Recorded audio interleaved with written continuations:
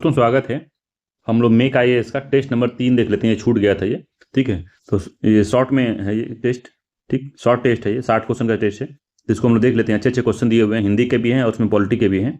तो काफ़ी बेहतरीन ये सेशन होगा। चलिए शुरू करते हैं हम लोग। इससे पहले जो है टेस्ट 6 तक पड़ा हुआ है इसका, तो वो सब प्लेलिस्ट में सारा मेक आईएएस नाम से प्लेलिस्ट है, मेक आईएएस RO टेस्ट।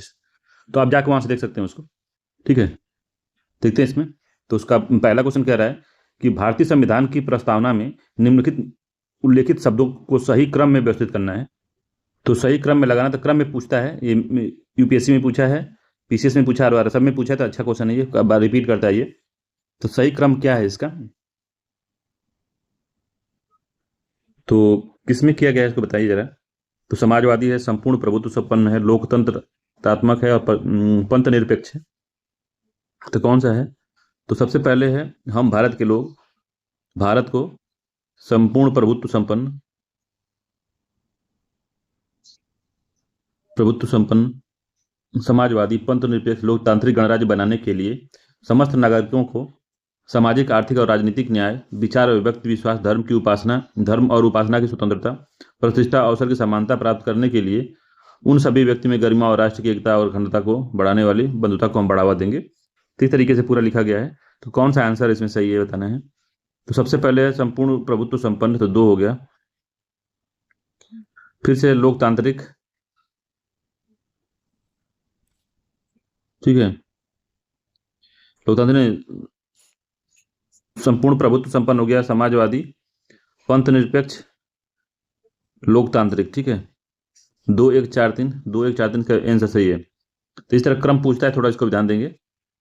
ठीक, अगला क्वेश्चन, भारतीय संविधान की प्रस्तावना में न्याय के साथ निम्न में से किन किन विशेषण या विशेषणों का प्रयोग किया गया है।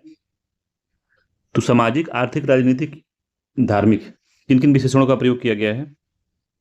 तो सामाजिक न्याय के साथ सामाजिक न्याय, आर्थिक न्याय और राजनीतिक न्याय किया गया कि धार्मिक न्याय है, बताइए कौन से न्याय की बात हुई है। 3 प्रकार की न्याय की बात हुई है, जिसमें सामाजिक, आर्थिक और राजनीतिक न्याय की बात हुई है। ठीक है, धार्मिक न्याय की बात नहीं हुई है। तो 1 2 4 इसका आंसर सही है। ठीक है, 1 2 4। तो 1 2 4 तो किसी में है ही नहीं, इसको 4 मान लेते हैं। 1 2 4 बी आंसर सही है इसका, इसको 4 मान लीजिए। ठीक है, तो दूसरा हो गया। तीसरा देखते हैं हम लोग, संविधान के भारतीय संविधान की प्रस्तावना के अनुसार भारत है, तो भारत क्या है। एक संप्रभु देश है, हाँ, पूंजीवादी देश है नहीं। एक लोकतांत्रिक राज्य राज्य व्यवस्था वाला देश है। एक गणतांत्रिक राज्य व्यवस्था वाला देश है। तो किस व्यवस्था वाला देश भारत है। तो 1 3 4 वाला देश है। ठीक है, सी आंसर सही है इसका। तो भारत की संप्रभु देश है, एक लोकतांत्रिक और राज्य व्यवस्था वाला देश है, एक गणतांत्रिक राज्य व्यवस्था वाला देश है। तो तीनों प्रकार की विशेषताएं भारत में है। ठीक है, तो एक पूंजीवादी देश नहीं है भारत, बाकी तीनों उसमें सही है। अगला है निम्नलिखित कथनों पर विचार करना है हमको। बताना है कि भारतीय संविधान की प्रस्तावना जवाहरलाल नेहरू द्वारा प्रस्तुत किए गए उद्देश्य प्रस्ताव पर आधारित है। तो हाँ, वो उसी पर आधारित है, ये बात बिल्कुल सही है। अगला क्वेश्चन, अगली बात क्या रहा है इसमें कि प्रस्तावना को सर्वप्रथम दक्षिण अफ्रीका के संविधान में शामिल किया गया था। तो क्या ये बात सही है। तो प्रस्तावना को सर्वप्रथम यूएसए या उत्तरी अमेरिका या अमेरिका के संविधान में सर्वप्रथम शामिल किया गया था। दूसरा वाला गलत है, ये यूएसए था ये। ठीक है, तो पहला सिर्फ सही है, ये आंसर सही है इसमें। ठीक है, तो 13 दिसंबर 1946 को 13 दिसंबर 1946 को प्रस्तुत किया था जवाहरलाल नेहरू ने संविधान सभा के सामने उद्देश्य प्रस्ताव। ठीक है, संविधान सभा के उद्देश्य को परिभाषित करता है, यह संविधान सभा के उद्देश्य को परिभाषित करता है। और भारतीय संविधान की प्रस्तावना इसी पर आधारित है, जिसको 26 जनवरी 1947 को संविधान सभा द्वारा स्वीकार कर लिया गया था। तो 22 जनवरी 1947 को स्वीकार कर लिया गया था। इसको प्रस्तुत हुआ था 13 दिसंबर 1946 को, स्वीकार किया गया था 22 जनवरी को, 22 जनवरी 1947। अगला कह रहा है कि सूची 1 को सूची 2 से मिलाना है। कह रहा है कि KM मुंशी, अर्नेस्ट वारकर, ठाकुर दास भार्गव और NA पालकीवाला ने क्या क्या कहा था। तो भारतीय संविधान की प्रस्तावना को क्या क्या कहा था। तो KM मुंशी ने क्या कहा था, तो राजनीतिक कुंडली या संविधान की कुंडली, तो संविधान की कुंडली कहा था उसको। KM मुंशी 2 हो गया। ठीक है, KM मुंशी ने संविधान की राजनीतिक कुंडली कहा था इसको, तो ये 4 हो गया। ठीक, अर्नेस्ट वारकर ने कहा था कि संविधान की कुंजी है। ठीक है, 2 हो गया ये। ठाकुर दास भार्गव ने कहा था इसको, संविधान की आत्मा है ये, तो एक हो गया। और N.A. पालकीवाला ने कहा था कि यह जो है संविधान का परिचय पत्र है, तो 3 हो गया। तो 4 2 1 3 इसका सही आंसर है, 4 2 1 3 डी आंसर सही है, 4 2 1 3 ये सही है इसमें। अगला क्वेश्चन है, निम्नलिखित कथनों पर विचार करना है। तो पहला है, संप्रभुता शब्द का अर्थ है कोई देश किसी भी विदेश और आंतरिक शक्ति के नियंत्रण से पूर्णतः मुक्त है, तो पहला ठीक है। दूसरा कि भारतीय संविधान की प्रस्तावना यह दावा करती है कि भारत एक संप्रभु देश है, तो भारतीय संविधान की प्रस्तावना यह दावा करती है कि भारत एक संप्रभु देश है, ये बात बिल्कुल सही है। तो हाँ, करती है ना। पहले हम भारत के लोग भारत को एक संपूर्ण प्रभुत्व संपन्न, तो जो ये बात बोलता है तो वही ये बात कहता है, ठीक है। तो कौन सा आंसर आपको सही लग रहा है इसमें, छठवें का? छठवें का दोनों ही कथन सत्य है, इसका ए डी आंसर सही है, दोनों ही कथन सही है। सातवां क्वेश्चन है, निम्नलिखित कथनों पर विचार करना है। पहला कि भारतीय संविधान की प्रस्तावना में समाजवादी शब्द 44वें संविधान संशोधन अधिनियम द्वारा जोड़ा गया था, तो 44वां नहीं 42वें संविधान में जोड़ा गया था, ठीक है, 42वें में जोड़ा गया था, इसको याद रखिएगा, सातवें का जो है आंसर, ठीक है। तो पहला वाला गलत हो गया, ठीक। भारत में लोकतांत्रिक समाजवाद है, तो भारत ने लोकतांत्रिक समाजवाद अपनाया है, ये बात सही है, तो केवल डी आंसर सही है इसका। पहला वाला गलत है, 42वें संविधान संशोधन में ऐड किया गया था समाजवादी शब्द प्रस्तावना में। अब 42वें संविधान एक संशोधन जो है वही एक ही मात्र संशोधन हुआ है प्रस्तावना में, तो ये बात नोट करिएगा कि एक बार ही संशोधन हुआ है प्रस्तावना में, वो 42वां है, ठीक है। तो लोकतांत्रिक समाजवाद क्या कहता है? तो लोकतांत्रिक समाजवाद में उत्पादन के कारक एवं निर्वाचित प्रशासन के प्रबंधन के अधीन होता है। ऊर्जा, आवास, पारगमन जैसी महत्वपूर्ण जो वस्तुएं और सेवाओं को केंद्रीकृत योजना के माध्यम से वितरित किया जाता है, जबकि उपभोक्ता उत्पादों को वितरित करने के लिए एक मुक्त बाजार प्रणाली उपयोग होती है इसमें। तो ये लोकतांत्रिक समाजवाद के बारे में है कि इसमें क्या होता है कि जो महत्वपूर्ण चीज़ें होती हैं वो सेंट्रलाइज होती हैं, ठीक है, सेंटर के पास होती है, जो सरकार जो चुन के जाती है उसके पास में जो होती है, और वो केंद्रीकृत योजनाओं के माध्यम से उसको वितरित करता है। मगर जो उपभोक्ता वाली उत्पादों की जो वस्तुएं हैं, जैसे खाने पीने की वस्तुएं, एक मुक्त बाजार व्यवस्था होती है, वो उसका संचालन करती है। इसी वजह से इसका 2 वाला सही है, बाकी जो है पहला वाला गलत है। 8वां नंबर क्वेश्चन कह रहा है कि मूल भारतीय संविधान की प्रस्तावना में धर्मनिरपेक्ष सम्मिलित था, तो नहीं था। 42वें संविधान संशोधन द्वारा इसको ऐड किया गया था, मूल में धर्मनिरपेक्ष नहीं था, तो 42वें संविधान संशोधन 1976 द्वारा जोड़ा गया था। दूसरा कि भारतीय संविधान में धर्मनिरपेक्षता का अर्थ है कि राज्य सभी धर्मों को मान्यता देता है, लेकिन इसका कोई धर्म नहीं है, तो हाँ, दूसरा वाला ही सत्य है इसका सी आंसर सही है केवल, ठीक है, सी वाला सही है। 9वां है, निम्नलिखित कथनों पर विचार करना है। तो भारतीय संविधान की प्रस्तावना इस बात को पुष्टि करती है कि भारत एक लोकतांत्रिक देश है, तो हाँ, पुष्टि करती है। दूसरा, सरकार के जिम्मेदार प्रतिनिधि, सार्वभौमिक वयस्क मताधिकार, एक वोट एक मूल्य, स्वतंत्र न्यायपालिका आदि भारतीय लोकतंत्र की विशेषताएं हैं, तो दोनों ही कथन इसके सही है, इसका बी आंसर सही है, दोनों ही कथन सत्य हैं इसमें, ये दोनों हर विशेषताएं हैं भारत में, तो बी आंसर सही है, ठीक है। लोकतंत्र की विशेषता ही होती है कि जनता की इच्छा को सर्वोपरि रखा जाता है। जनता के द्वारा चुनी गई जो प्रतिनिधि वाली सरकार होती है उसका नेतृत्व से ही पूरा देश चलता है। निष्पक्ष और समयबद्ध निर्वाचन होता है। वयस्क और सार्वभौमिक मताधिकार होता है। जनता के प्रति उत्तरदायी सरकार होती है। सीमित तथा संवैधानिक सरकार होती है इसमें। निष्पक्ष न्यायपालिका होती है और कानून का शासन इसमें होता है। तो ये लोकतंत्र के गुण होते हैं या विशेषता कह सकते हैं। कथन और कारण वाला क्वेश्चन 10 नंबर का है। पूछ रहा है कि भारत एक गणराज्य है, तो हाँ, भारत एक गणराज्य है, बात बिल्कुल सही है।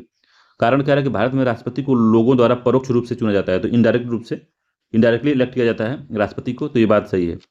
तो दोनों ही कथन सही है और जो है उसकी व्याख्या भी कर रहा है, आर ए की व्याख्या भी कर रहा है, तो इसका बी आंसर सही है। तो गणराज्य का मतलब यही होता है कि जो उसका हेड होता है, जो हेड सबसे उच्चतम पद होता है किसी देश का, वो जो है जनता द्वारा चुना जाए और वो अनुवांशिक न हो, ठीक है। उसमें देश का कोई भी नागरिक उस पद पर आसीन हो सकता है। इस तरह की जो विशेषता रखता है वह देश गणराज्य कहलाता है।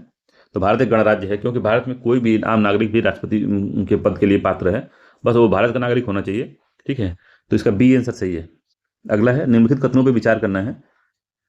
पहला कह रहा है कि भारतीय संविधान की प्रस्तावना में न्याय शब्द को 5 अलग अलग रूपों में समाविष्ट किया गया है। तो न्याय शब्द को 5 अलग अलग रूपों में समाविष्ट किया गया है, ये बात कहां तक सही है बताइए। तो 5 प्रकार का न्याय है कि 3 प्रकार का न्याय है?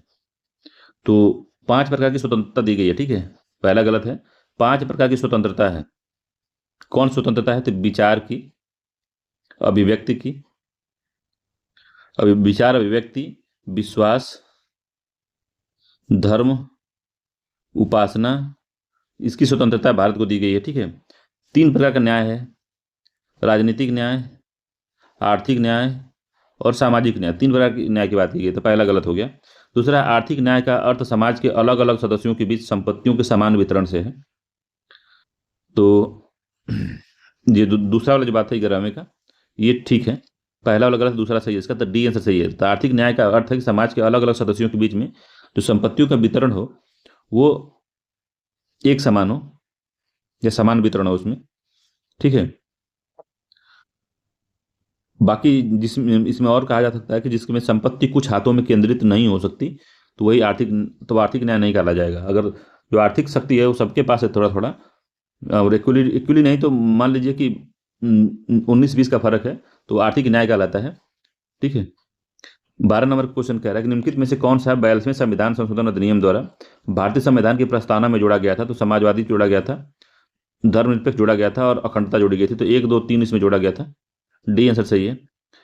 ठीक है। यही तीनों जोड़ा गया था, समाजवादी, धर्मनिरपेक्ष और अखंडता शब्द जोड़ा गया था इसमें। ठीक है। अगला क्वेश्चन कह रहा है कि निम्नलिखित किस संवैधानिक वाद में सर्वोच्च न्यायालय ने प्रस्तावना को संविधान का हिस्सा माना था? तो बेरूबारी संघ मामला है या केशवानंद भारती मामला है? तो बेरूबारी केस में 1960 में आया था। तो उसमें जो था कि जो प्रस्तावना संविधान का हिस्सा नहीं है माना था, इसमें हिस्सा नहीं है। पहला गलत हो गया, हिस्सा नहीं है माना था सुप्रीम कोर्ट ने। ठीक है। केशवानंद भारती में कहा था कि संविधान का महत्वपूर्ण हिस्सा है प्रस्तावना, संविधान का अभिन्न अंग है या महत्वपूर्ण हिस्सा है, तो केवल 2 वाले माना था। ये आंसर सही है। अगर आगे भी पूछे आपको कि एसआर बॉम्बई केस 1994 में आया था, तो एसआर बॉम्बई केस में प्रस्तावना से संबंधित प्रस्तावना ने संविधान की मूल संरचना का संकेत दिया। ठीक है। तो एसआर बॉम्बई केस में सुप्रीम कोर्ट ने घोषणा की कि प्रस्तावना ने संविधान की मूल संरचना का संकेत दिया है। एलआईसी ऑफ इंडिया केस में प्रस्तावना को सर्वोच्च न्यायालय ने संविधान का एक अभिन्न अंग घोषित कर दिया। ठीक है। इसको याद रखेंगे, भारतीय जो प्रस्तावना है को तब जोड़ा गया था जब बाकी संविधान पहले ही लागू हो गया था। तो बेरूबारी यूनियन केस में 1960 में सुप्रीम कोर्ट ने कहा कि संविधान का हिस्सा नहीं है, क्योंकि बाद में जोड़ा गया था। ये बात बोला था 1960 में सुप्रीम कोर्ट ने, मगर बाद में इसको बदल दिया और केशवानंद भारती केस में कहा कि संविधान का ही भाग है। फिर एसआर बॉम्बई केस में भी कहा कि अभिन्न, ये जो है ये संविधान का ही भाग है, एसआर बॉम्बई में कहा। और एलआईसी ऑफ इंडिया केस में कहा था कि ये अभिन्न अंग है। ठीक है, संविधान का। 14 नंबर क्वेश्चन कह रहा है कि भारतीय संविधान की प्रस्तावना के संदर्भ में निम्न कथनों पर विचार करना है। तो पहला कह रहा है कि यह उल्लेख करती है कि संविधान के अधिकार का स्रोत भारत के लोग हैं। तो हाँ, भारत के लोग हैं, ये कहती है हम भारत के लोग, जो मामला कहा है तो यही बात को संकेत करता है। ठीक है। दूसरा है कि इसमें उस तिथि का उल्लेख है जिस दिन संविधान को अपनाया गया था। तो हाँ, उस तिथि का उल्लेख है इसमें। तो कौन सा दिन है? तो 26 नवंबर 1949 को हम इसको एक्सेप्ट करते हैं, ये बात कही गई है उसमें। ठीक है, याद रखेंगे, दोनों ही कथन सही है, डी आंसर सही है। तो हमारी प्रस्तावना में जो स्वतंत्रता है, समानता है और बंधुता की भावना को है, वो फ्रांसीसी क्रांति से लिया गया है। फ्रांसीसी क्रांति का वो आदर्श वाक्य था। ठीक है। भारतीय संविधान के प्रस्तावना में न्याय का आदर्श किस देश के संविधान से लिया गया है? तो जो न्याय का आदर्श है वो किस संविधान से लिया गया, किस देश के संविधान से? कनाडा है, ऑस्ट्रेलिया है, सोवियत संघ या फ्रांस है? तो सोवियत संघ से लिया गया है, इंपॉर्टेंट, याद रखिएगा। सी आंसर सही है। जो न्याय है, सामाजिक न्याय, आर्थिक न्याय, राजनीतिक न्याय, वो तीनों न्याय की जो अवधारणा है वो हम सोवियत संघ के संविधान से लिए हैं। तो इस बात को भी याद रखिएगा, गहराई वाला सवाल है और इसको पूछ सकता है कभी भी। तो भारतीय संविधान की प्रस्तावना में न्याय का आदर्श जो है तो रूस के संविधान से लिया गया है। ठीक है। भारतीय संविधान की प्रस्तावना में उल्लेखित शब्द भारतीय लोकतंत्र का मार्गदर्शन करता है। ठीक है। अगला कि भारत के निम्नलिखित राज्यों में को उनके गठन के अनुसार जो है हमको तय करना है। तो कई बार हम इसको बता चुके हैं गठन। तो छत्तीसगढ़ है, उत्तराखंड है और उत्तरांचल है। उत्तराखंड है, उत्तराखंड 2 बार दे दिया इसमें, तो एक बार इसको काट देते हैं। तो छत्तीसगढ़ है, उत्तराखंड है और तेलंगाना है। तो तेलंगाना सबसे बाद में हुआ था, तो 4 सबसे बाद में इसमें होगा। और 1, 2 में 2, 1, 3 इसका सही आंसर होगा। ठीक है। तो सबसे पहले छत्तीसगढ़ बना था 1 नवंबर को, और 9 नवंबर को उत्तराखंड बना था। छत्तीसगढ़ पहले होगा, तो 1 होगा।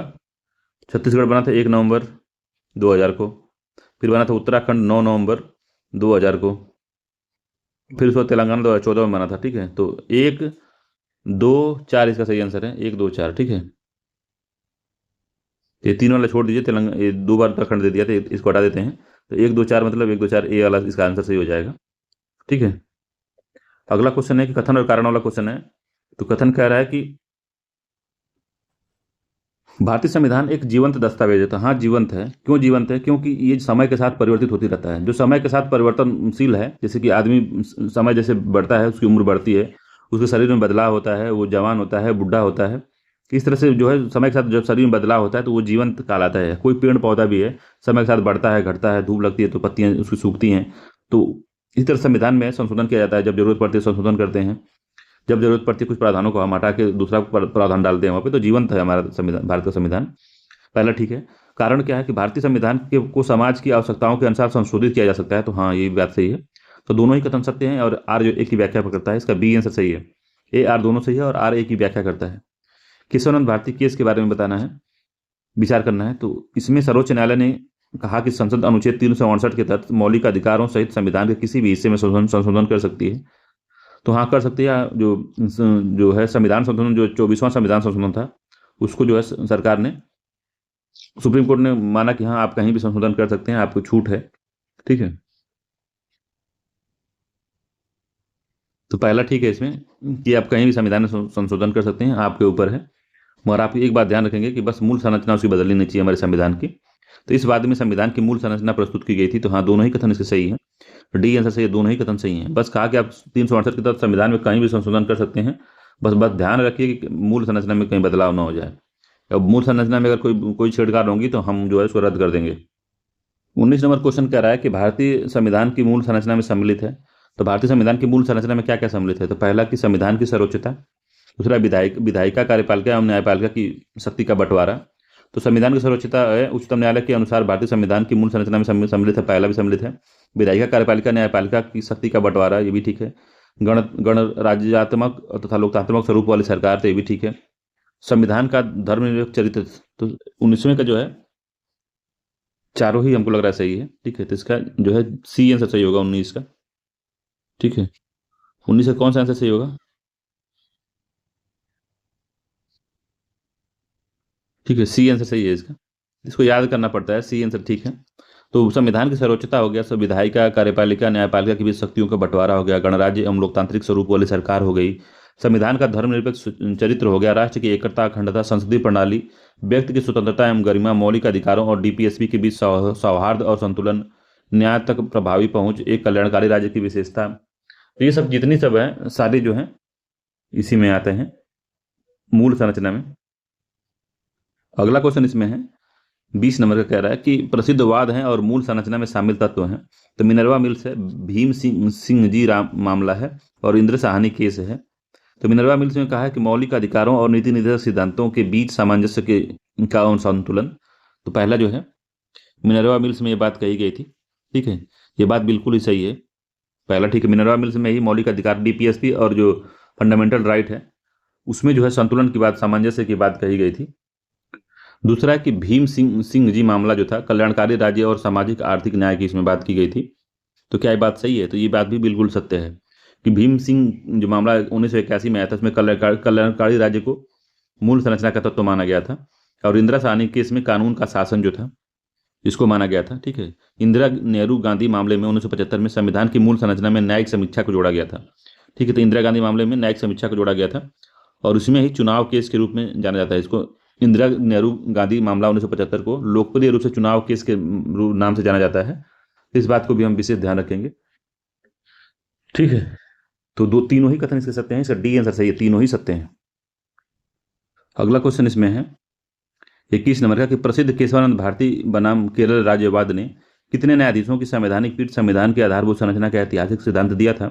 तो 13 लोग थे। डी आंसर सही है। 13 लोगों का, 13 न्यायाधीशों का बेंच था वो। ठीक है, बहुत बड़ा बेंच था।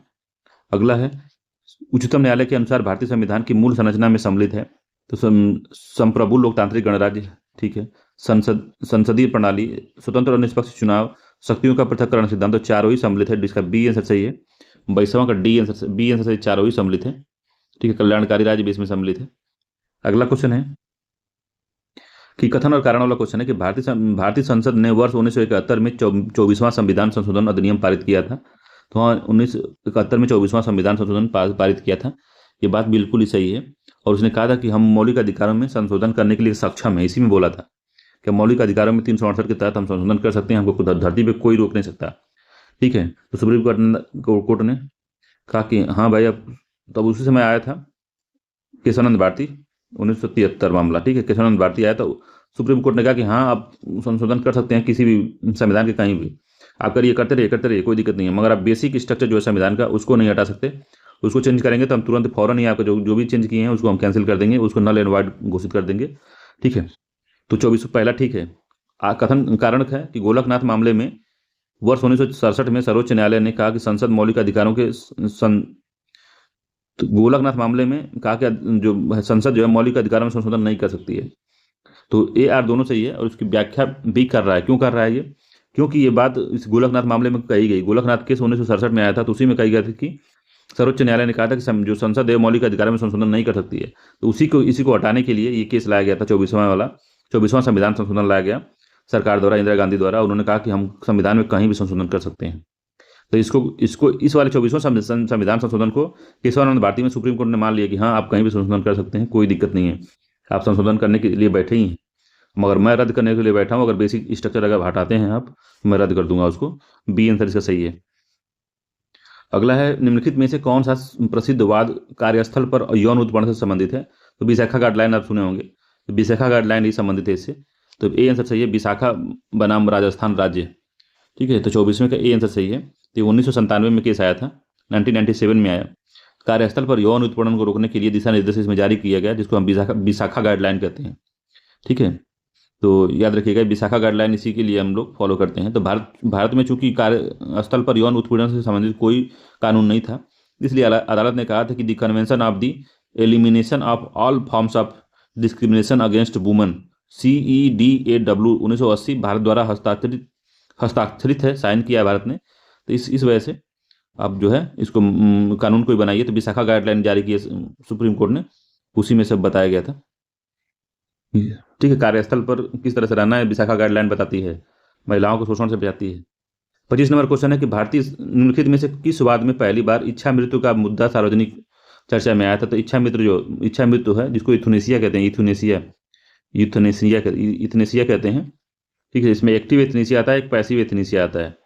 ठीक है, तो विशाखा बनाम राजस्थान राज्य में अरुणा शानबाग बनाम union of India, lily Thomas या न्यायमूर्ति M पुट्टा स्वामी केस। तो 25वें का कौन सा आंसर सही है आपको बताइए? तो बी आंसर सही है, अरुणा शानबाग बनाम यूनियन ऑफ स्टेट में इच्छा मृत्यु या इथुनेसिया की बात आई थी। ठीक है, तो एक्टिव एथनेसिया और पैसिव एथनेसिया की बात इसी में की गई थी। तो पैसिव एथनेसिया में इच्छा मृत्यु को इंगित करते हुए किया जाता है, समझ रहे बात को। और एक्टिव एथनेसिया में क्या होता है कि वह स्थिति है जब इच्छा मृत्यु चाहने वाले किसी व्यक्ति को इस कृत्य में सहायता की जाती है, जैसे जहरीला इंजेक्शन दिया जाता है उसको, या कुछ इस तरह से ऐसा चीज़ किया जाता है कि वो मर जाए, तो एक्टिव एथनेसिया होता है। ठीक है, तो जानबूझ के उसको, मतलब कि वो चाहता है, वो भी इच्छा मृत्यु चाहता है, वही चाहता है कि हमको मार दिया जाए, मगर इसमें जो है जहरीला इंजेक्शन अगर उसमें डाला जाता है उसकी बॉडी में। अब पैसिव एथनेसिया में होता है, तो पैसिव एथनेसिया में क्या होता है कि वह स्थिति होती है जब इच्छा मृत्यु के कृत्य के किसी भी प्रकार की कोई सहायता नहीं की जाती। इसमें पैसिव वाले में सपोर्ट सिस्टम हटा लिया जाता है, मान लीजिए, तो व्यक्ति की मृत्यु हो जाती है। तो एक्टिव और पैसिव एथनेसिया आया था इसी में। तो इसके बाद जो ऐतिहासिक निर्णय 2018 में सुप्रीम कोर्ट ने पैसिव एथनेसिया और लिविंग बिल को मान्यता दी थी। ठीक है, तो पैसिव एथनेसिया और लिविंग बिल वो था कि वो बता दे हमारी संपत्ति किसको हम जाएगी, जो उसके पास कुछ भी है तो एक नोट करवा सकता है, लिखवा सकता है। तो याद रखिएगा इसको। इच्छा मृत्यु का मुद्दा था सबसे अधिक अरुणा शानबाग बनाम यूनियन ऑफ इंडिया में। अगला है, प्रसिद्ध लिली थॉमस बनाम भारत संघवाद के संदर्भ में निम्न कथनों पर विचार करना है। तो इस वाद का निर्णय सजायाफ्ता विधायक सदस्यों को अयोग्य घोषित करता है। दूसरा कि इस वाद में सर्वोच्च न्यायालय ने समान नागरिक संहिता लागू करने का निर्देश दिया था। तो कौन सा सही है इसमें? तो पहला सही है इसमें। ठीक है, तो पहला ठीक है कि 2013 में आया था ये, 10 जुलाई 2013 को लिली थॉमस वर्सेस जो भारतवाद था, इसमें कहा गया कि एक सांसद या विधायक जो अपराध के लिए दोषी सिद्ध पाया जाता है कि न्यूनतम 2 वर्ष का अगर कारावास किया जाता है तो वह सदन की सदस्यता तत्काल प्रभाव से खो देगा और उसे जेल अवधि समाप्त होने के बाद 6 वर्ष के लिए चुनाव लड़ने के लिए वंचित कर दिया जाएगा उसको। तो 6 वर्ष के लिए चुनाव लड़ने के लिए वंचित कर दिया जाता है उससे, जब वो सजा काट के आता है। तो सरला मुद्दल बनाम भारत सरकार 1995 के मामले में सर्वोच्च न्यायालय ने राज्य को संविधान के अनुच्छेद 44 के भाग 4 में निर्देशित जो समान नागरिक संहिता है उसको लागू करने के लिए बात कहा था। तो सरला मुद्गल केस है, सरला मुद्गल केस, मुद्गल मुद्गल मुग्दल, सरला मुग्दल।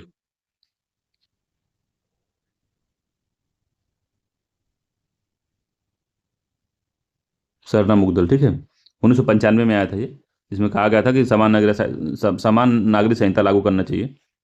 ठीक है। और यही प्रावधान जो है जनप्रतिनिधित्व अधिनियम 1951 की धारा 8(1) और 2 के अंतर्गत यही प्रावधान करता है। ये पहला वाला है कि जब जो कोई भी अगर सांसद या विधायक है, अगर वो दोषी सिद्ध पाया जाता है तो अगर उसको सजा होती है 2 साल के लिए, तो तत्काल वो अपने पद से हट जाएगा।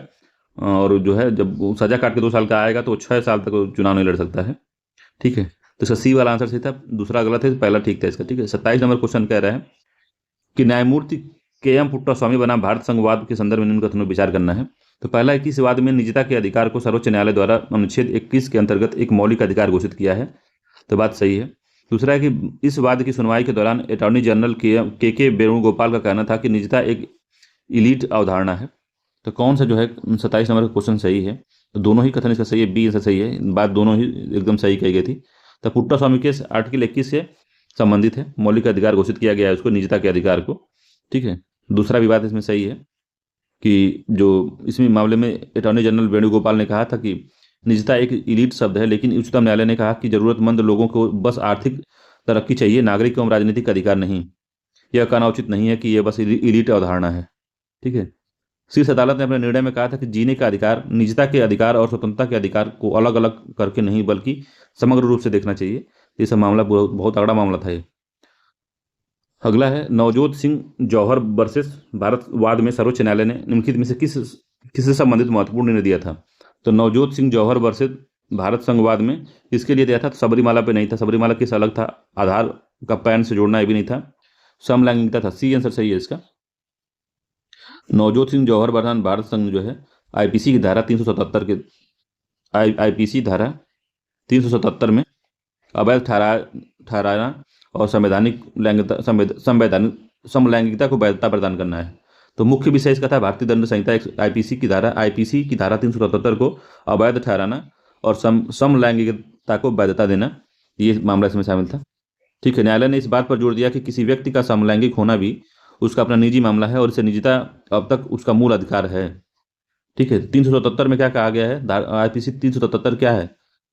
तो इसमें कहा गया कि अप्राकृतिक शारीरिक संबंध से है। इसके अनुसार यदि दो लोग आपसी सहमति या आपसी अथवा असहमति से आपस में अप्राकृतिक संबंध बनाते हैं तो दोषी करार दिए जाते हैं इसमें। तो 377 में ये बात कही गई है और उनको 10 वर्ष के से लेकर उम्र कैद की सजा हो सकती है।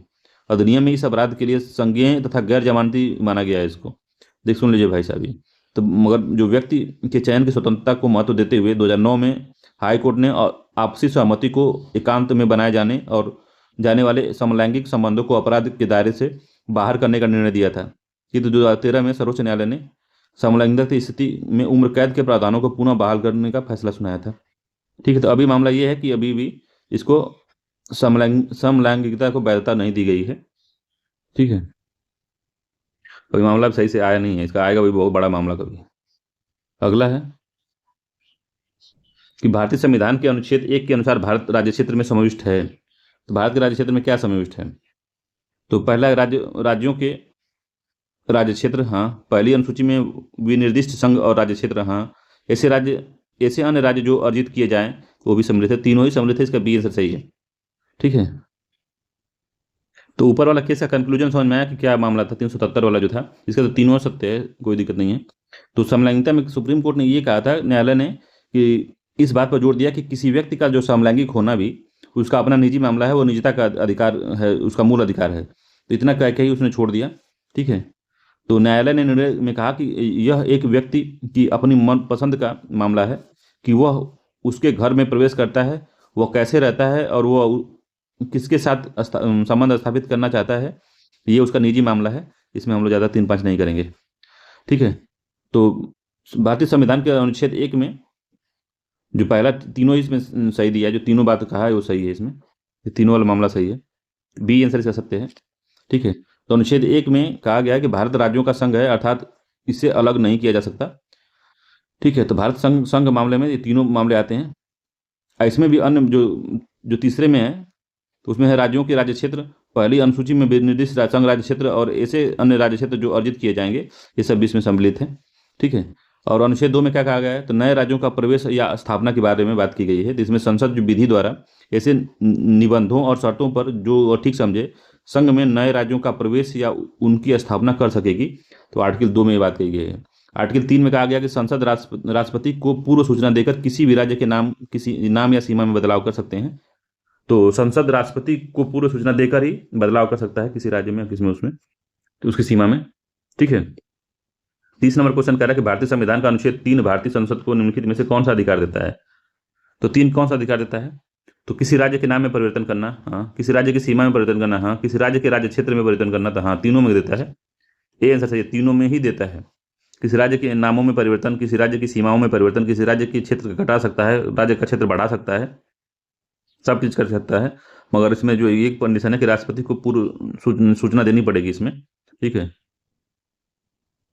राज्य से पूछना जरूरी है, जरूरी नहीं है। राज्य से अगर पूछता भी है तो उसके उसके जो राज्य से अगर मान लो पूछा जाता है, तो उसके जो विचार उसने दिया है उसको मानना या न मानना वो संसद के ऊपर डिपेंड करता है। ठीक है, उसका जो जो उसकी उस राज्य की राय है जिसकी सीमा में परिवर्तन किया जा रहा है, उसकी राय मानना या न मानना वो संसद पे डिपेंड करता है। ठीक है, माना भी जा सकता है, नहीं भी माना जा सकता है, मगर राष्ट्रपति से पूर्व पूछा ही जाएगा उसमें जब चेंज करना है तो। अगला है निम्नलिखित राज्यों में उसके स्थापना वर्ष के अनुसार कालानुक्रम में व्यवस्थित करना है। 31 नंबर का क्वेश्चन कह रहा है। तो बिहार बना था 1912 में ही बन गया था। ठीक है, 1912 में बिहार बन गया था। आंध्र प्रदेश 1956 में बना था। ठीक है, सबसे पहला ये राज्य था भाषाई आधार पे। जो पंजाब बना था 1966 में बना था। ठीक है, और गुजरात कब बना था, गुजरात कब बना था भाई, तो 1960 में बन गया था। तो कौन सही है इसमें, तो पहला 2 सबसे पहले होगा। ठीक है, 12 के बाद में आंध्र प्रदेश आएगा, फिर गुजरात आएगा, फिर जाके पंजाब आएगा। तो 2 4 1 3 इसका सही है, 2 4 1 3 इसका सी आंसर सही है, 2 4 1 3। ठीक है, अगला है इसमें, अगला देखते हैं। तो अगला है सूची 1 को सूची 2 से मिलाना है। तो भाग है इसमें और जो उसके बारे में दिया है। तो भाग 1 में है राज्य के नीति निर्देश सिद्धांत, नहीं। तो भाग 1 में क्या है, संघ और उसका क्षेत्र है, 3 हो गया। भाग 2 में क्या है, तो नागरिकता है, 4 हो गया। भाग 3 में क्या है, तो मूल अधिकार है, 2 हो गया। भाग 4 में क्या है, तो डीपीएसपी 1 हो गया। तो 3 4 2 1, 3 4 2 1 इसका डी आंसर सही है, 3 4 2 1। ठीक है, अगला क्वेश्चन कह रहा है कि अनुच्छेद 5 में संविधान के प्रारंभ पर नागरिकता है। ठीक है, अनुच्छेद 6 भारत के बाहर रहने वाले मूल के कुछ व्यक्तियों को के नागरिकता के अधिकार हैं। अनुच्छेद 7 में पाकिस्तान को प्रयोजन करने वाले व्यक्तियों के नागरिकता के अधिकार हैं। तो इसमें पहला वाला ठीक है, तीसरा वाला ठीक है, दूसरा वाला गलत है। ठीक है, तो 1 3 इसका सही है, सी आंसर सही है। ठीक है, तो जो संविधान का अनुच्छेद 5 है उसमें कहा गया है कि पाकिस्तान, आर्टिकल 6 में, 5 में तो संविधान के प्रारंभ होने पर नागरिकता है। आर्टिकल 6 में पाकिस्तान के भारत से प्रयोजन, पाकिस्तान से भारत में जो आए लोगों हैं उनके नागरिकता के बारे में है। और अनुच्छेद 7 जो है उसमें पाकिस्तान को, मतलब पाकिस्तान को प्रयोजन, मतलब भारत से जो पाकिस्तान गए हैं उनके बारे में, नागरिकता के बारे में है। और अनुच्छेद 8 में भारत के बाहर रहने वाले जो नागरिकता है ये 8 में है। ठीक है, 6 में नहीं है, 8 में है ये। ठीक, तो ये बात याद रखिएगा। 9वां है विदेशी राज्य के नागरिकों के व्यक्तियों की नागरिकता नागरिक नहीं है। अगर कोई विदेशी राज्य की नागरिकता प्राप्त कर लेता है तो वो व्यक्ति भारत का नागरिक नहीं होगा। ठीक है, और 11 में है कि संसद द्वारा नागरिकता के लिए कानून बनाया जा सकता है, नागरिकता के लिए कानून संसद बना सकती है, ये बात कहा गया है। ठीक है, और 10 में कहा गया कि नागरिकता के अधिकारों को, नागरिकों के अधिकारों को बना रहना, तो कब तक बना रहेगा उसके बारे में आर्टिकल 10 में बताया गया है। ठीक है, अगला क्वेश्चन इसमें है 34 नंबर का कि भारत में नागरिकता के अधिकार का विधि द्वारा विनिमय किया गया है। तो किसके द्वारा किया जाता है, तो नागरिकता का जो मामला कौन देखता है, केंद्र सरकार, राज्य सरकार। तो राज्य सरकार भारत में नहीं देखती है, केंद्र सरकार देखती है। तो डी आंसर सही है, केवल केंद्र सरकार ही बना सकती है, देख सकती है, रद्द कर सकती है। तो आर्टिकल 11 के अनुसार जो है केवल केंद्र सरकार को ऐसा पावर है, संसद को पावर है, राज्य विधान को कोई पावर नहीं है। अगला है नागरिक अधिनियम 1955 के अनुसार भारत की नागरिकता अर्जित की जा सकती है, तो जन्म के आधार पर, वंश के आधार पर, पंजीकरण के आधार पर, देशीकरण के आधार पर। तो चारों आधार पर की जा सकती है, ये आंसर सही है इसका। ठीक है, चारों आधार पर की जा सकती है। तो नागरिकता अधिनियम 1955 में ये जो है चारों आधार दिए गए हैं। ठीक है, इंपॉर्टेंट है, याद रखिएगा, चारों आधार पर नागरिकता प्राप्त की जा सकती है भारत में। अगला है, निम्नलिखित में से कौन से व्यक्ति पंजीकरण के आधार पर भारत में नागरिकता प्राप्त करने की शर्तों को पूरा करते हैं? तो कौन से वो व्यक्ति हैं जो पंजीकरण के आधार पर नागरिकता को प्राप्त करने की शर्तों को पूरा करते हैं? तो पहला है, भारतीय मूल के व्यक्ति जो नागरिकता प्राप्त का आवेदन देने से ठीक पूर्व 7 वर्ष भारत में रह चुका हो। तो सही है ये भी। वह व्यक्ति जिसने भारतीय नागरिक से विवाह किया हो और वह पंजीकरण के लिए आवेदन पत्र देने से पूर्व 7 वर्ष भारत में रहा हो, तो वो भी, दोनों ही कथन सत्य है, इसका बी आंसर है, दोनों ही रह सकते हैं इसमें। अगला है कि भारत सरकार किसी भारतीय नागरिक की नागरिकता समाप्त कर सकती है, कब समाप्त कर सकती है? कि उसने संविधान का अपमान किया है, तो उसने ठीक है, उसने संविधान का अपमान किया है। ठीक है, तो कब कब समाप्त कर सकती है, पहले उसको समझ लेते हैं। तो नागरिकता की समाप्ति के आधार जो है, नागरिकता का परित्याग कर दे, अगर कोई दूसरे देश की नागरिकता को स्वीकार कर लेता है, नागरिकता से वंचित किया जाना, मतलब सरकार नागरिकता से उसको वंचित कर सकती है। तो भारत सरकार किसी नागरिक को की नागरिकता समाप्त कर सकती है कब कब? तो उसने संविधान का अपमान किया हो, उसने धोखे से नागरिकता प्राप्त की हो, उसने युद्ध के दौरान दुश्मन के साथ अवैध रूप से व्यापार या संचार किया हो, पंजीकरण या देशीकरण के 5 साल के भीतर किसी भी देश में एक नागरिक को 2 साल से अधिक कारावास की सजा सुनाई गई हो, या वह 7 वर्षों से लगातार भारत से बाहर रह रहा हो, तो उसका भी खत्म किया जा सकता है। तो वह 5 वर्षों से लगातार भारत से बाहर रह रहा हो, तो 5 नहीं है, 7 है, ये भी गड़बड़ है। ठीक है, यहाँ 7 होना चाहिए, तब 1 और 3 सही होगा इसका, तो 7 यहाँ होना ही चाहिए। ठीक है, 7 वर्ष से लगातार भारत से अगर बाहर रह रहा हो, तो उसकी नागरिकता समाप्त हो जाएगी। ये 7 है, यहाँ पे 7 बना लीजिएगा। ठीक है, 1 3 इसका सही है, 1 3 है ही नहीं, छोड़िए इसको, 1 3 ही नहीं है इसमें। तो इसका जो है आंसर होगा, ये गलत है, तीसरा वाला। जहाँ जहाँ काट दीजिए इसको। 1 2 सही है कि अगर धोखे से नागरिकता प्राप्त की हो या उसने संविधान का अपमान किया हो, तो दोनों ही केस में इसका सी आंसर चाहिए, दोनों ही केस में उसकी नागरिकता जो है समाप्त की जा सकती है। और लगातार वो 7 वर्षों से बाहर रहा हो, तो तब भी उसको समाप्त की जा सकती है। और जो पंजीकरण किया है उसने, पंजीकरण और देशीकरण के मामले से लिया है, और 5 साल के भीतर किसी भी देश में, अगर 5 साल के अंदर, जैसे मान लीजिए कि हमने अपने देश में पंजीकरण या देशीकरण के मामले से मैंने नागरिकता ली है, और 5 साल के अंदर ही हमको, जैसे मान लीजिए कि सर्बिया में हमको 2 साल के कारावास हो गई, तो हमारी नागरिकता वैसे चली जाएगी। ठीक है, उसको रद्द किया जा सकता है। ठीक, तो 1 3 1 इसका सी आंसर सही है, 1 2 उसका सही आंसर। ठीक है, अगला, नागरिक संशोधन अधिनियम जो 19 हुआ है 2019 में, 31 दिसंबर 2024 को, यह उससे पहले अफगानिस्तान, बांग्लादेश और पाकिस्तान से आए निम्नलिखित में से किन समुदायों को विशेष छूट प्रदान है? तो बौद्ध को, जैन को, पारसी को, ईसाई को। तो किनको प्राप्त है इसमें भैया? तो चारों को प्राप्त है। ठीक है, ए आंसर सही है, चारों को ही इसमें छूट प्राप्त है, ए आंसर ठीक है। अगला है, अनिवासी भारतीय एनआरआई क्या होते हैं? तो एनआरआई के बारे में विचार करना था। इन्हें भारत के सभी नागरिक अधिकार प्राप्त होते हैं। 39 का बताना है क्या सही है? तो उन्हें भारत के सभी नागरिक अधिकार प्राप्त होते हैं, तो पहला ठीक है। इन्हें भारत में मतदान का अधिकार प्राप्त नहीं है, तो नहीं प्राप्त होता है इनको, तो केवल एक ही इसका सही है। ठीक है, तो भारतीय जो नागरिक होते हैं, तो क्या 180 दिन से कम समय के लिए भारत में रहते हैं, वो 365 दिन में 180 दिन से कम वो भारत में रहते हैं, बाकी वो विदेश में रहते हैं, तो उनको एनआरआई कहते हैं। ठीक है, तो वो जो है निर्वाचन क्षेत्र में मतदान कर सकता है, सभी प्रकार की गतिविधियां कर सकता है वो। ठीक है, एक नागरिक की तरह रह सकता है। तो दोनों ही, पहला सही है, दूसरा गलत है, वो वोट दे सकता है। अगला है 40वां कि निम्नलिखित में से कौन वर्ष 1953 में गठित प्रथम राज्य पुनर्गठन आयोग के सदस्य थे? तो कौन कौन उसमें सदस्य थे, बताना है आपको। तो राज्य पुनर्गठन आयोग जो बना था 22 दिसंबर 1953 को, उसमें बताना है कि इसके जो अध्यक्ष थे वो फजल अली थे। ठीक है, इसमें हृदयनाथ कुंजरू थे, ये ठीक है। के.एम. पांडेकर थे इसमें, ये भी ठीक है।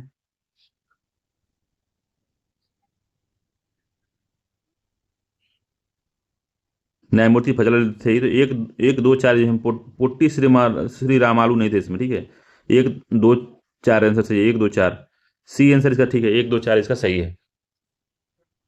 अगला है, निम्नलिखित में से कौन सा एक विलोम शब्द युग्म सुमेलित नहीं है?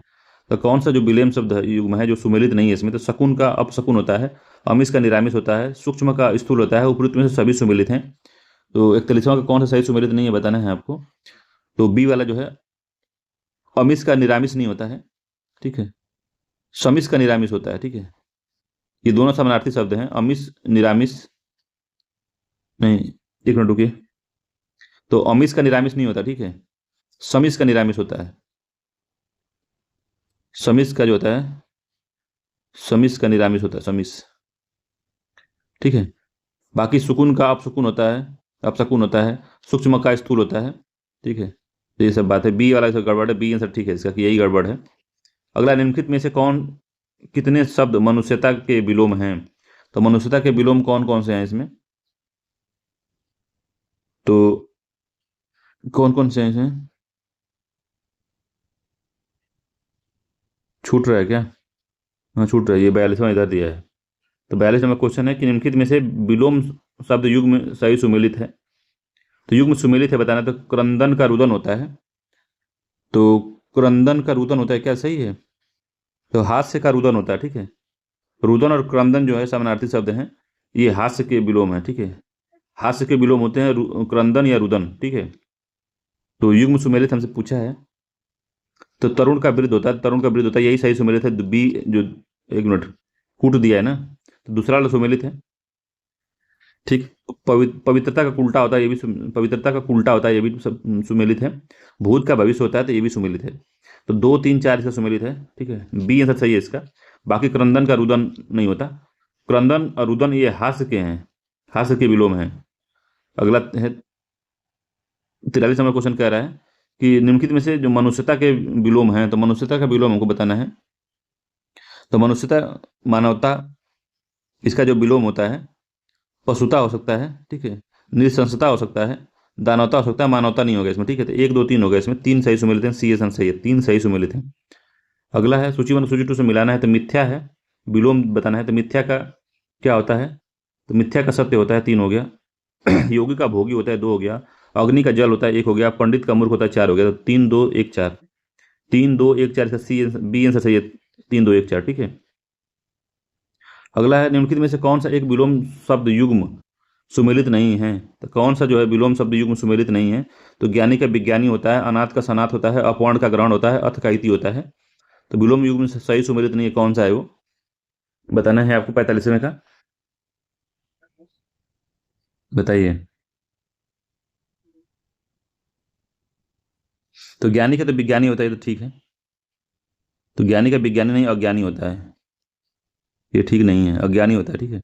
तो पहला ही सही सुमेलित नहीं है, इसका ए आंसर सही है। अनाथ का सनाथ होता है, अपवर्ण का ग्रहण होता है, अथ का इति होता है, ये तीनों सही हैं। अगला है 46 नंबर का कि निम्नलिखित में से कौन विलोम के युग से सही सुमेलित बताया है? तो सही सुमेलित बताना है 46 नंबर का। तो पहला दिया है अस्त का उदय होता है, तो अस्त का उदय ठीक है। अगम का अगोचर होता है, अपेक्षा का उपेक्षा होता है। तो क्या सही है इसका? तो अस्त का उदय, ये बात बिल्कुल सही है। अगम का क्या होता है? अगम का सुगम होता है, ठीक है, ये गलत हो गया। तो दूसरा गलत हो गया, तो दूसरा गलत, तो ये भी गलत।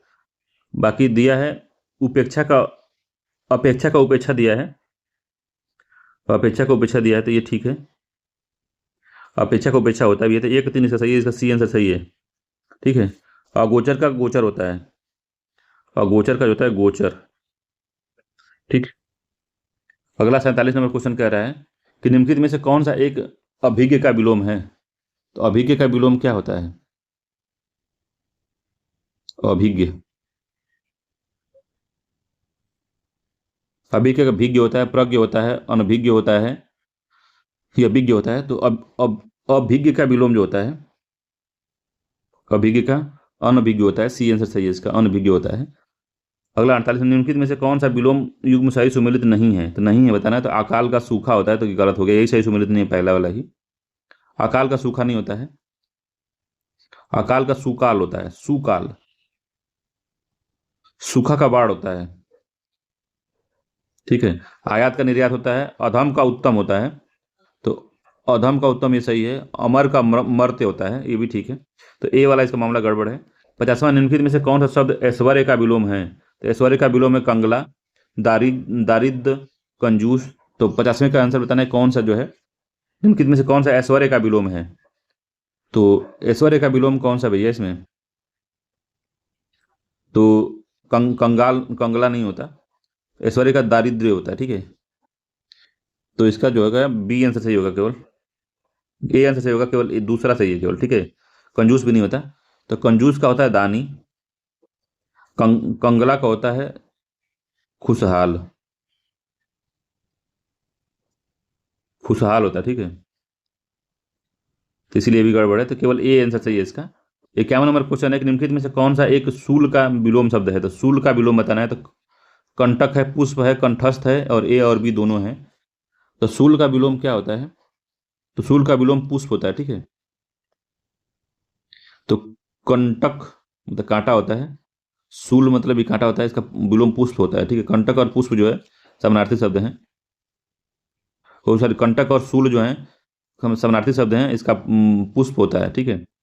तो केवल बी आंसर सही है इसका, शूल का होता है पुष्प। 52 नंबर है कि मझधार। मझधार का विलोम क्या होता है। तो कगार होगा, कूल होगा, किनारा होगा, ऊपर में सही होगा। तो सभी होगा। तो मझधार मतलब होता है बीच में, ठीक है। तो मझधार का जो विलोम होता है कगार, कूल, किनारा। कगार, कूल, किनारा, तो ऊपरी में सभी सही है, डी आंसर सही है, ठीक है। मझधार का सभी आंसर सही है इसमें, क्योंकि कगार मतलब किनारा होता है, कूल मतलब किनारा होता है, किनारा मतलब किनारा होता ही है। तो सभी सत्य हैं इसमें। 53 निम्नलिखित में से कौन सा एक विलोम शब्द युग्म सुमेलित नहीं है। तो कौन सा सुमेलित नहीं है। कंपन का स्थिर होता है, ये ठीक है। कटुता का उदार होता है। तो कटुता का मधुरता होता है, मधुरता। कटुक्ति का सूक्ति होता है, तो ठीक है। कठोर का कोमल होता है, तो ये भी ठीक है। तो इसका जो बी वाला मामला है, यही गड़बड़ है, बी वाला ठीक नहीं है, बाकी सही है। 54 नंबर क्वेश्चन कह रहा है सूची 1 को सूची 2 से मिलाना है। तो कद्रदान है, कनिष्ठ है, कपट है, कथन है। तो कद्रदान का क्या होता है। नाकद्र होता है, ठीक है, 3 हो गया। कनिष्ठ का वरिष्ठ होता है, 1 हो गया। कपट का निष्कपट होता है, 2 होगा। कथन का चुप्पी होता है, 4 हो गया, ठीक है। तो 3 1 2 4, 3 1 2 4, 3 1 2 4, इसका ए आंसर सही है, ठीक है। 3 1 2 4। कथ्य अकथ्य दिया तो कथ्य होता है, कथ्य का अकथ्य होता है, ठीक है। अगला क्वेश्चन है कि 55 नंबर का कह रहा है कि निम्नलिखित में से कौन सा एक शब्द कपाल का विलोम है। तो कपाल का विलोम मस्तक है, कड़ा है, कड़ा है, पाद है। तो कपाल का विलोम क्या होता है। पाद होता है, ठीक है, डी आंसर सही हो गया इसका। कपाल का विलोम हमेशा जो होता है वो पाद होता है। कड़ा का मुलायम होता है, ठीक है, कड़ा का मुलायम। 56 नंबर का आंसर कह रहा है निम्नलिखित में से कौन सा विलोम युग्म सही नहीं है, सुमेलित नहीं है, कौन सा है। तो कम खर्चीला का खर्चीला होता है, कमीना का भला होता है, करताल का पदताल होता है, करार का समझौता होता है।